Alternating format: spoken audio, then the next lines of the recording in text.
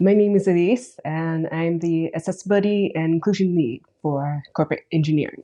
The work we do touches most of Google's products, and that we are creating the internal stuff that helps ensure the products that we create eventually are accessible and inclusive. I love teaching teams that there's value in difference, that in the difference that we find within human beings. Difference helps us think creatively and helps us see gaps in our products. Often when we look into those gaps and the insights that we gain from looking at people who experience the world differently, we build better products that are more adaptable, that are longer lasting, and more innovative.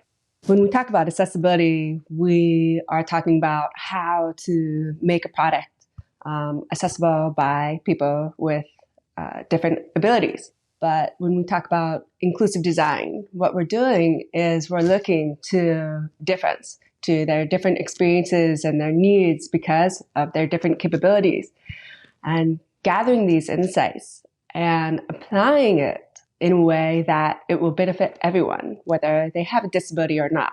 If we go back in terms of how we used to do websites, they used to be very text heavy. They used to be more like a book. And people with disabilities for years had been advocating for larger text and less content, much more like smaller chunks of text. And when we started to design for accessibility, we created sites that were much more easily consumed.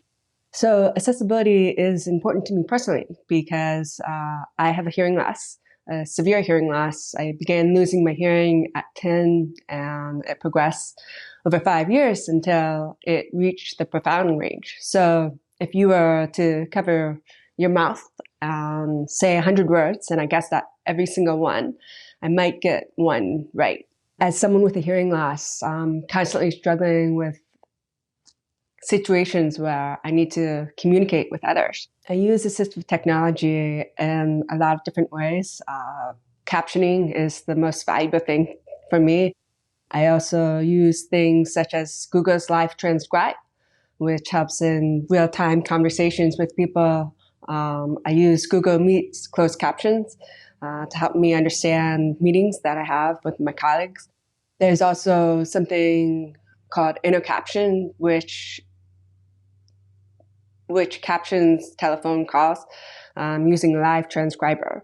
That completely changed my world because before that was created, I couldn't use a telephone. And that was something that really blocked my capabilities as in the work setting. The first piece of advice is to consider edge cases or users with difference in all of your product development processes. This is where you're going to gain some really valuable insight. It should be a normal part of your development process. It shouldn't be an add-on. It should be considered from the beginning. But I think it's extremely important to diversify your own network. Start getting to know people who are different from you. Start learning from them. Ask them what their experiences are like with different technology as they go about their world. Learning these unique experiences is what's going to make you see opportunities for great design in your products.